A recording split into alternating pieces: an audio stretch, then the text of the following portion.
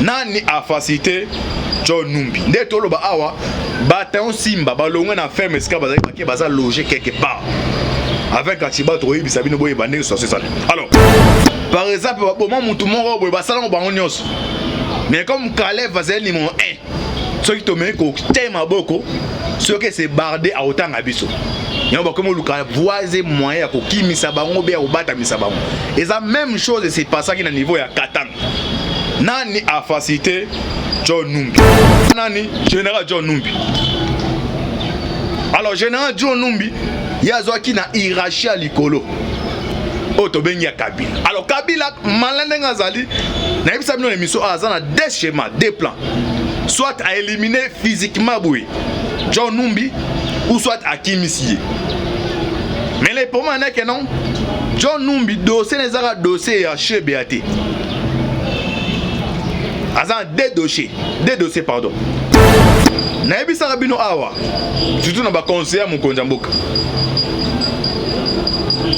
Kabila za si nyama oyo Betien njete akwe yo nde mutakufi me akufite alo yo fo o cheve o za seka akufi soki yo baluke bando kenego de na bomie e akolamuka ha zota ni acha okende na flevo buaka ebwe foza na confiance que o buaki akwe mais so rater o tourner e ra yaka ya osadi na oya kwa cheve do nenga watake ndenge Kabila zali. Alors John Numbi bonjour bonsoir dans Balandinion sur la voie céleste mbote nabino mbote bozali ebele partout dans le monde boza Holanda biso par la voie internet boza au niveau États-Unis boza na niveau Europe boza na Asie Océanie en Afrique précisément dans le monde de terre et mairie. Sans oublier en République démocratique du Congo, Ezalen de Konabino, Moïse, Mao Kanchibal, Nemiso Bolingaka, Tolobate, Otosalaka, décryptage ya actualité politique. Et ça les micro-lebele, bande ko commis ba message Antibal, aux hommes na te, njo te dérange qui, de ça l'effort, neto dans le poteau bakanon, les non en ce sens sa personne à danger. Tu dois être informé bino. Les enjeux de l'ère, oui, la politique à Mboka, Toza Wapi, Tozo Kende Wapi, Tokosuka Wapi. Merci Ndeko, c'est ma caméra.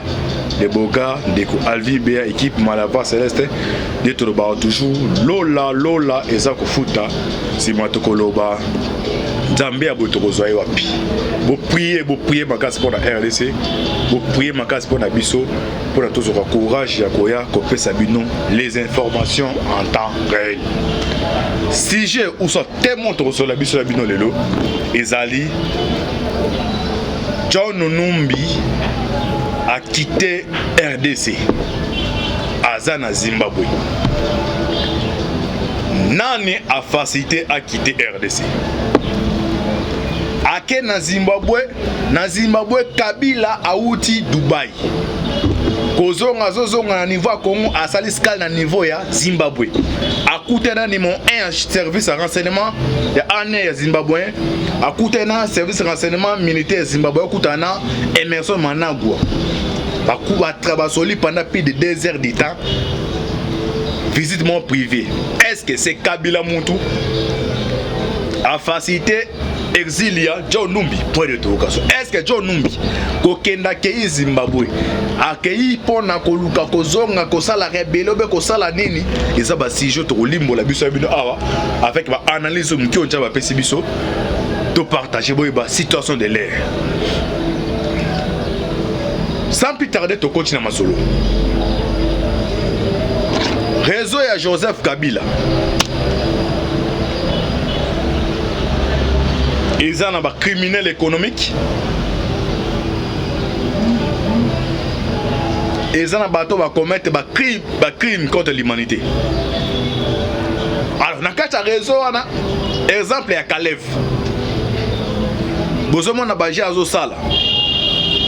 Moutabata mi, mais vous avez un na nini, na porte.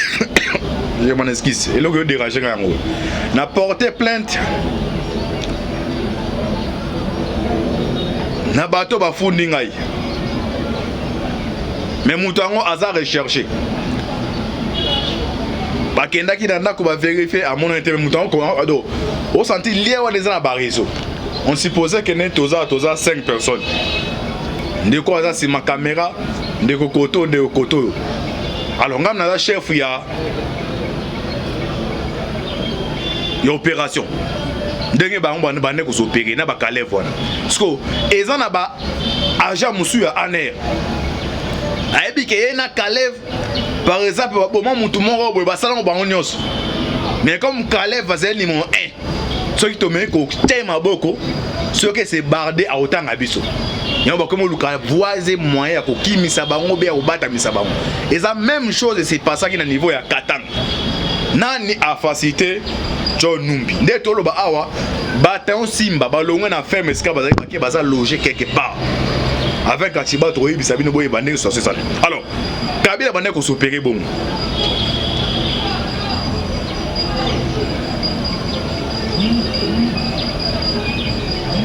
Procès à Chebea. Et ça n'a pas policier. Oh bah ça là qui acte. Acte on a besoin qui mon dos départ Major Christian Ngoy. Major Christian Ngoy azala qui na communication na général John Numbi. Général John Numbi, biso en chimie ba on chaîne. Comment chaîne on est allé. Donc c'est ba kangi ba policier au ba élimina qui GBA batuni bango besoin hors de pas nani ba tanga Christian Major Christian Ngoy.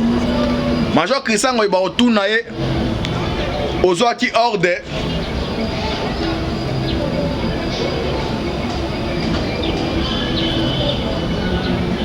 et pas nani général John Numbi. Alors général John Numbi yazo qui na hiérarchie à likolo. Otobengi ya Kabila. Alors Kabila malende ngazali na yebisa bino émission azana deux schémas, deux plans. Soit à éliminer physiquement Boui John Numbi ou soit à Kimisié. Mais les pour moi n'est que non. John Numbi dossier les ara dossier à chez BAT.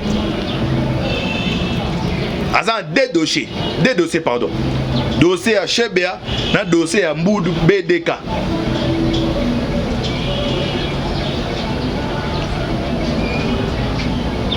Donc première hypothèse il y a un dossier à chez BA. Deuxième hypothèse.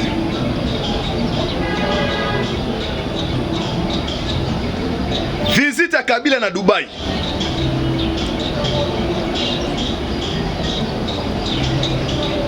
Bande comme Soussou. Balobi que non akende ko négocier exil na yi. Bande on sait que non akende ko faciliter mbongo pona ko pesa exil basango. Bozoka déjà barimé on tambola que non mon sengo kanda bilo na ebisa bino na émission to likana wana. C'est un gros allant le kasuna en explicite on malambo comprendre. Troisième mesa ya Minduki. Alors si tous les plans wana ceux qui a exil ici est raté. Oya mbonga basanga sai oya tali ya Minduki est-ce que John Numbi mutu aza mutu habilité ya kosama makambo wana crise ezana pour l'instant l'étendue non sur le territoire ya mboka mais Zoé Kabila azozwa mbongo wapi pona kosala ba art otozo mono usine te na niveau ya Tanganyika nini ezobata masima wana parce que na ebisa rabino awa surtout na ba conseiller mokonza mboka Kabila za esi nyama oyo betien njete akwe yo nde mutakufi me akufi te alors yo fo o cheve aux aseka akufi soki yo baluke bando kenego de na bomie e akolamuka ha zota ni acha okende na fleuve boaka ebwe faut en confiance na confiance que au bois qui akoya mais so rater au tourner era ya kaya osadi na oya kwa cheve do nenga watake ndenge Kabila zali. Alors John Numbi muta droit de l'homme et à cage Georges Clapper m'a dit que non aza ko séjourner na Zimbabwe ça fait déjà 2 semaines.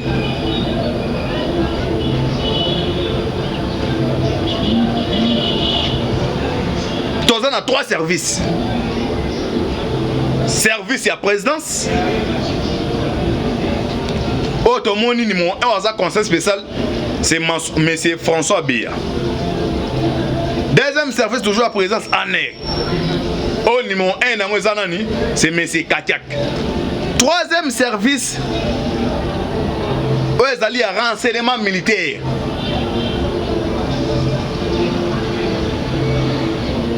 Comment c'est fait que non? Fugitif. Naraya John Numbi. Oh déjà joue ballon la kabi que non azali agnoté. Ne fait partie ça dit que l'agneau qui ôte les péchés du monde abaza agnoté. To la sabino ba il mange azu arme après si moi on est moi na moi si. Alors c'est ba tira arme. À ça les vidéos les jours au bas de JR les 1800 JR ba qui niveau à Katanga. Azagi pièce maîtresse ya Kabila. Na ebisa bino en émission. Kabila a tiré Tshisekedi ba plan. Plan A tina plan Z. Le tout dernier plan O azagi Z des aki a triomviro ataki wana. Mouyesh Zoé Kabila na Kiabula. Ils allaient ba province stratégique. Que non, un jour à comme affaibli à quoi qu'on a la kuna au monde et à la kuna là 3 gouverneurs baza sirnae à koluka balé na ba pesa pemeni ya Katanga na pour luka osala offensive contre Tshisekedi. De toutes les façons, à délocaliser insécurité à niveau ya est et à niveau Katanga. Le John Numbi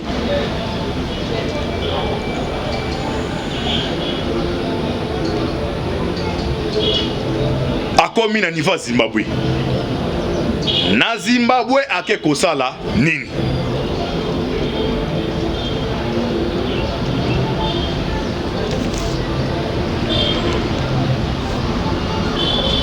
Joseph Kabila,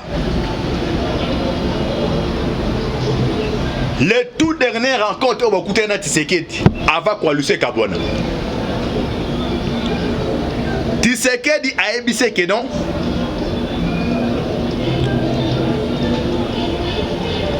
Naza Kolongola John Numbi. Parce que présence au sein de l'armée. Ba prérogative, ba condition. Oyo partenaire na ngai azolinga soutenir nga azolinga mona ba généraux na kati ya liste ya sanctions internationales. Alors Kabila on touche le général Amis. On touche le général Olenga mais John Numbi aza bouclier naï. À partir on a Kabila comprendre que non arme bezali. Et puis John Numbi kende ravi nani la Moussa bataillon za niveau Katanga contacter nani chez Doki mpona au moment opportun pour déclencher détonateur. Kabila accueille Dubaï a commis na niveau ya Zimbabwe sa skal kuna eze sika oyo a négocier exil ya John Numbi. John Numbi na Zimbabwe na aza président na Harare. Na repesa na quartier wana. Oza ntiba tolo bate. Bon ça la calme. Bolanda article pour comprendre ce que tu allez lire.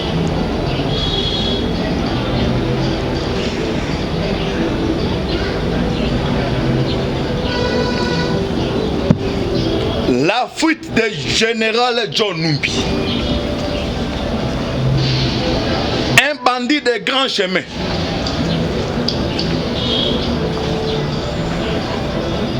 Un général autoprogrammé général des forces armées de la République démocratique du Congo est aujourd'hui en fuite vers le Zimbabwe. bande commence à très attentif pour comprendre ce que tu as dit. John Numbi est né en 1962 dans les Hauts-Lomami au nord Katanga. En 1983, Bandeko, l'émission sur le bateau na muki onja mapesi biso tonga tomé mabino na dimension bo complexe ka masolo ezali. John Numbi aza président niveau ya Harare na Zimbabwe. Muta négocier kuna c'est Kabila. Bolanda article dans zotanga awa. C'est sous forme de biographie na yebo comprendre Antiba linga lobani. Non, ça l'émission a deux volets. Premier épisode, deuxième épisode. Boyeba ni les gens qui se préparé. Non, tu as vu ça bateau baza permet na mukonjambok. Bino mbafu tarabino. Vous allez ba conseiller, vous allez ba voiture, ba PR. Tous les débino. Na muke tozo. Boyeba kolande la situation mbok. Pour moi déjà que non, dans Kacha Aner, il y a des invités. Comment c'est fait si il y a un moutoir bon à quitter Congo 2 semaines déjà. Ce EP moutoir droit de l'homme a fait ça information et c'est les gars. Bolanda Bandeko. En 1983, il décroche un diplôme en électronique à l'Institut supérieur pédagogique technique de l'ICAS. En 1983, il a eu diplôme dans l'Institut pédagogique électronique de l'ICAS. Sa première rencontre avec Laurent Désiré Kabila et Joseph Kabila, le père et les fils, remonte en 1989 en Puerto au Katanga. John Numbi. Ce que moi nazo pese lokoyo antibal bakano balivakaye nde nazana na quartier esika za na Harare.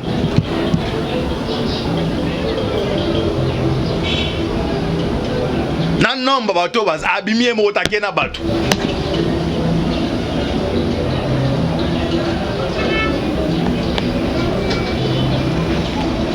Na service à renseignement information ba négligence ngote. Le 11 septembre 2001, ceux qui États-Unis ont attaqué Central International Agence na FBI bazo information que non et ça n'a attaqué les États-Unis mais ba négligence. Non, nous sommes les États-Unis. Est-ce qu'un individu comme Ben Nada a attaqué Pentagone? Bah négligence qui a un mot à ton dos biloko. Ato pona John Numbi na kala na bate bato baza pembe na mukonjamboka. Na lobi bien John Numbi akeye mo ta bimina bato.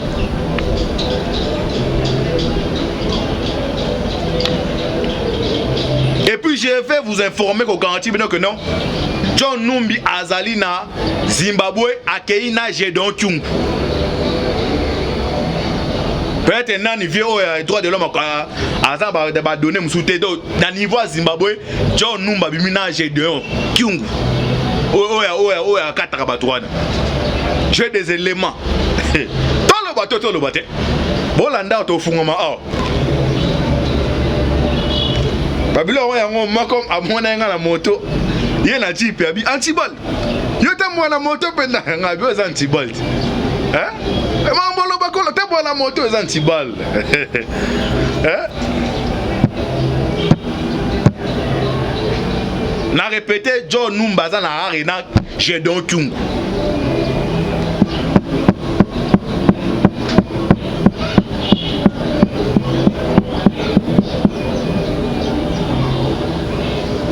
Plan et banner qu'on s'est préparé à niveau à Katanga. Mais le fait que les chefs de l'État envoyé par JR va comprendre que non président JR, moi va planifier planter fort au Bima. C'est lui qui a fait c'est Kabila. Mais bah kuna bah qui était au Kima. Bah qu'on préparer quelque chose. Mais Nabino va te botika à niveau Katanga. Quand on a musuba va benga ndenga bete. Boli musana we kona we ko do bandenga be me. Neto ebeli ba histoire va faire sur bando beta masolo ba Katanga ba zenz ba terroriste. Bah c'est très sakaté. Pena frontière wana. tous les services. Banan va faciliter John Numbi, na Jedon Kiumba Bima. C'est toujours les Katangais. Na nenga abeti, na bo bengo, na bi na nenga abeti. Bolanda, article au tozo en toko na bi ils ont dévolé. Au d'accord, le premier épisode, deuxième épisode ils allaient.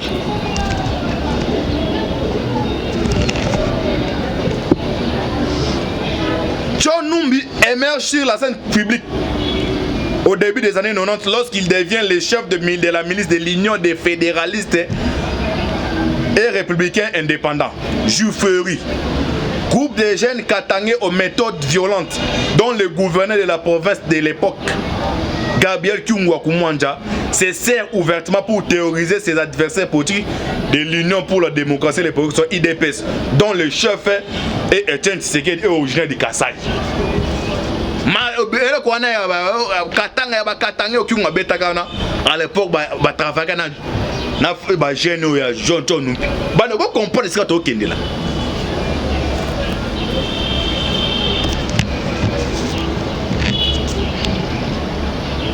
Son nom est lié dans les phénomènes anti-Kassaïens soupçonnés de soutenir l'IDPS de 1993 qui font plusieurs centaines de morts et 1,5 million de déplacés au Katanga. Oui, évidemment, c'est pas ça.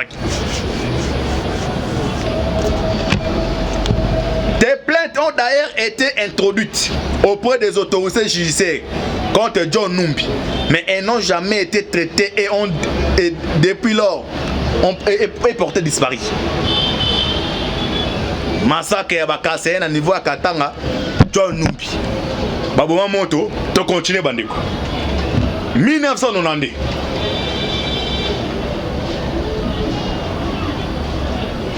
En 1996, soupçonné d'entretenir des liens avec des adversaires politiques du maréchal Mobutu Sese Seko, il est arrêté à Lubumbashi et envoyé en détention à Kinshasa.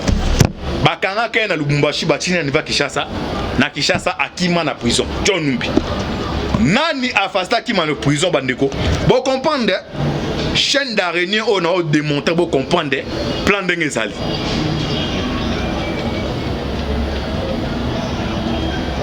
Gouvernement nge bezo bimate pour nani.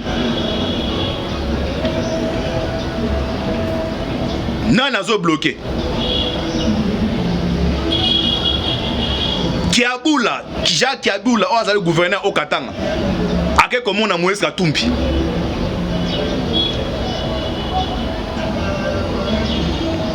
Fridola Mbonga Longwe Awa, Ake Aniva Katanga. Bon, qui groupe moi, j'ai mon seul non, j'ai qui bouille. Non, bisoto soni kandati à Moussin.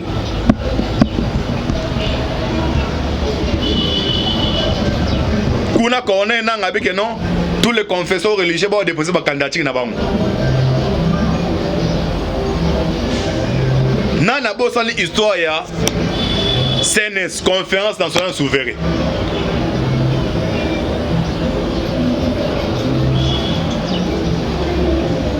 Bino batuboza maele oza permettre Tshisekedi. Na bakada IDPS bo comprendre ce quand Tibal nga comme. Na lobi de Belé. Dans un côté Bolanda.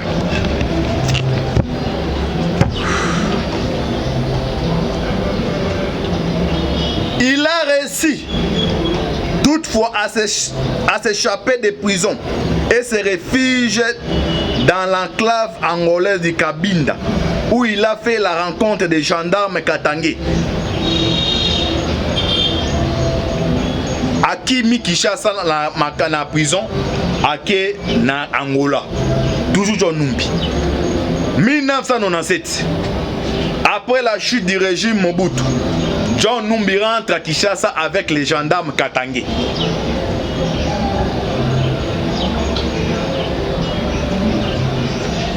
Laurent Désiré Kabila, le nouveau président de la République, fait de John Numbi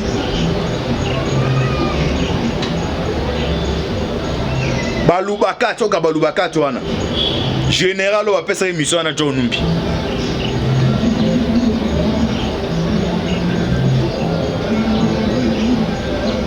J'espère que vous avez le premier épisode, Natanga Mouké. Il y a miné ne tigali aw. Il y a miné ne tigali pour comprendre est-ce qu'il m'a solé sali.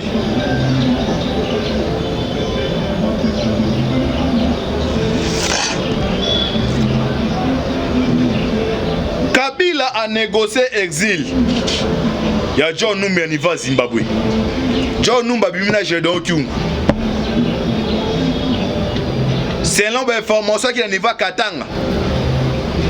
Nous collons Jedon Kyung qui m'a nanda kune na golf wana. Ce sont les informations qui na deux conteneurs ya ba armes. C'est l'information. Kabila zongi na Lubumbashi ba Katanga ba se déguiser pour abattre ma bombe. Bandeko balanda mona mutu mwa liboma na avoko ko takashamata a se déguiser comme mutu liboma c'est ba kata ils ba on ba planifier terrain.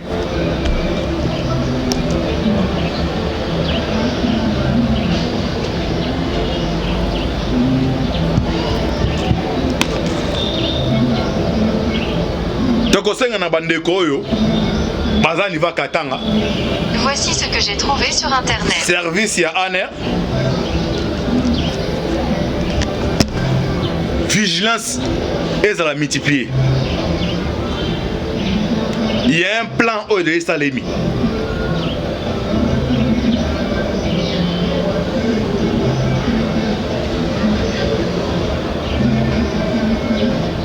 Plan on a ezala ba volet mi bali. Volet national et volet international. Les autres comme Martin Fall a sali point de presse.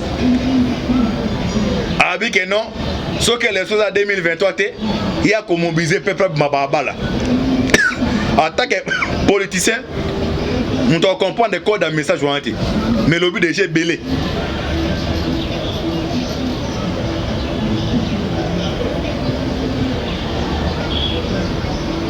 Katanga est un professeur stratégique. On dira 18 ans Kabila. Est-ce que Mouté Manabango est allé dans Kuna? Est-ce que Mouté Manabango est allé dans Kuna?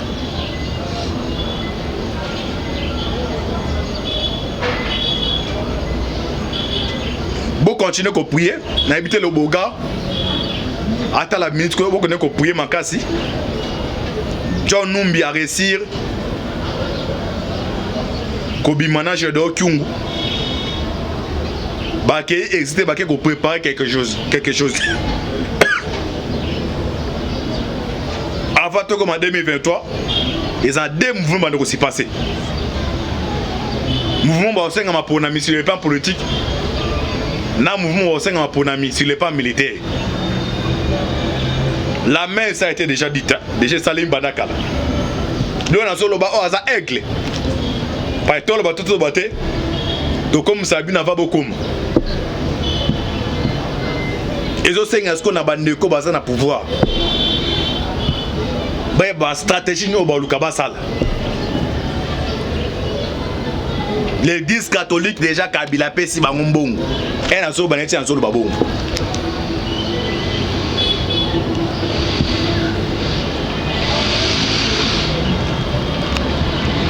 Tous les cadres FCC au bazar Mbong bakoya na bloc ya la Muka Muzitu et Fayou. Dans ces moments-là, Sylvie a câblé Badoza a négocié. Du obine Bozan en opposition, Bozan Mbong te biso Mbong yango ezali. Tala moto to pesa ke pouvoir. Mais à Balou qui est biso. Tebi que le salaire dira 18 ans. Et au bout, ça n'a pas besoin de soutenir candidature. Nous-mêmes, nous disposer bon pour la campagne électorale. Mais on garantit, voir au mouton commune en monté, yo ça la bisote. Déjà, ça c'est le plan international. Tout le bateau, ah, tu vois, on va code. Hein? On a appelé la politique, so t'as les musées dans 5 fois, il faut comprendre, n'est-ce pas le t'as vu ça, Congolais, Mboko tebe sika to outil dans moi. Est-ce que outil? Na koya na deuxième épisode. To continuer va suite fin. John Numba parta Zimbabwe. Alors ba contact na ba branche ni.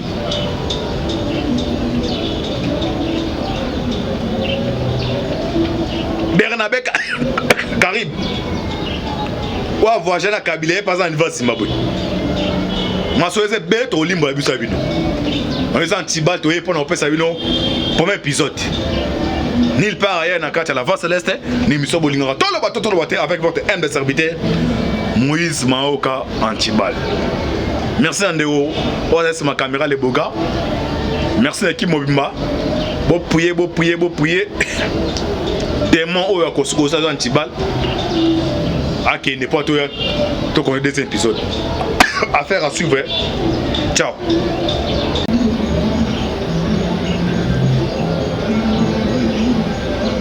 J'espère que vous avez le premier épisode. Natanga Mouké. Il y a miné les tigali out. Il y a miné les tigali pour qu'on puisse mentionner ça.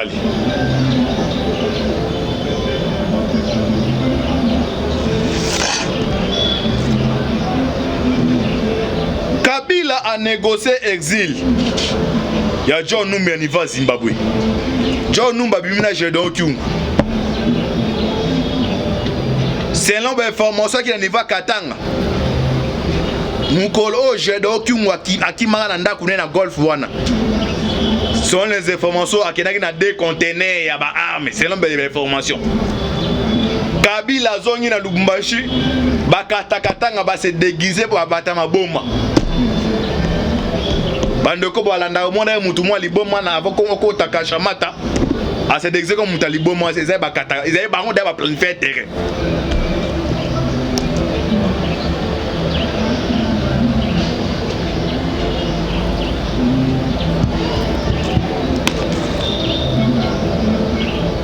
Toko senga na bandeko oyo bazani va Katanga. Voici ce que j'ai trouvé sur internet. Service ya ANR. Vigilance est à la multiplier. Il y a un plan au de Salemi.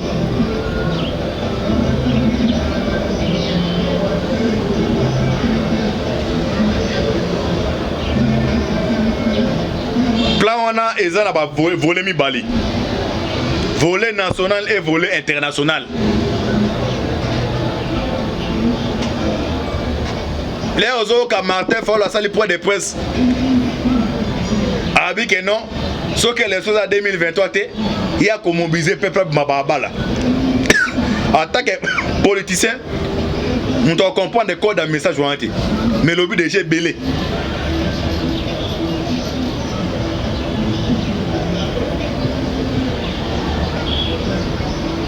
Katanga est un professeur stratégique. On dira 18 à Kabila. Est-ce que Moutema na bango ezali zande kuna? Est-ce que Moutema na bango ezali zande kuna?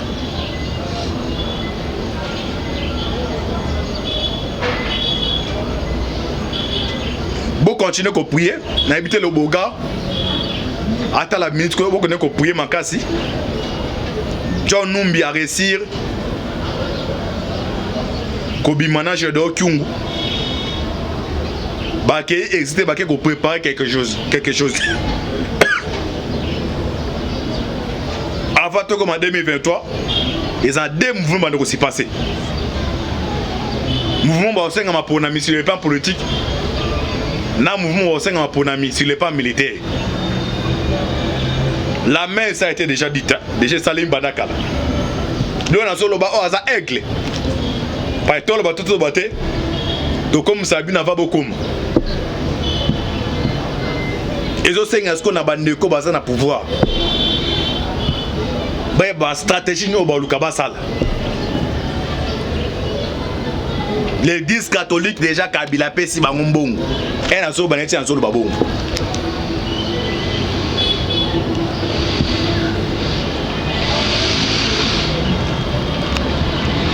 Tous les cadres FCC au baza na mbongo bakoya na bloc ya Lamuka Muzitu et Fayulu.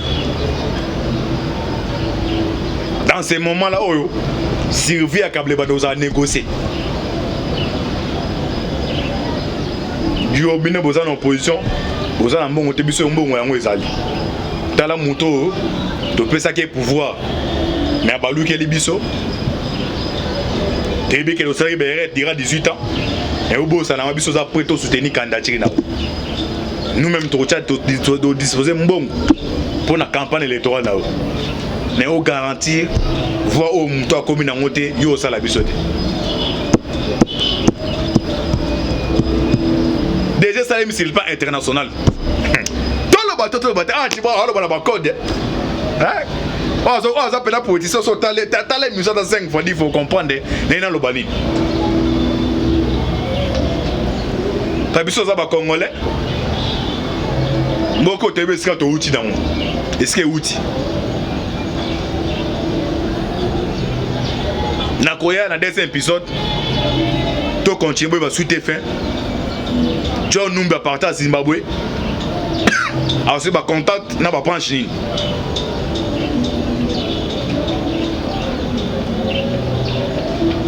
Bernabe Carib wa voyager na Kabila pas en niveau Zimbabwe masoeze beto olimbo ya biso bino on est anti-bal to pour na pesa bino premier épisode. Nil part ailleurs dans la Vente Céleste, ni mission Bolingara. Tout le bateau avec votre humble serviteur, Moïse Maoka Antibal. Merci Andéo, on laisse ma caméra les beaux gars. Merci l'équipe Mobimba. Bon prier. Démon au Yakosko, ça Antibal. Ah, qui n'est pas tout qu'on est des épisodes. Affaire à suivre. Ciao.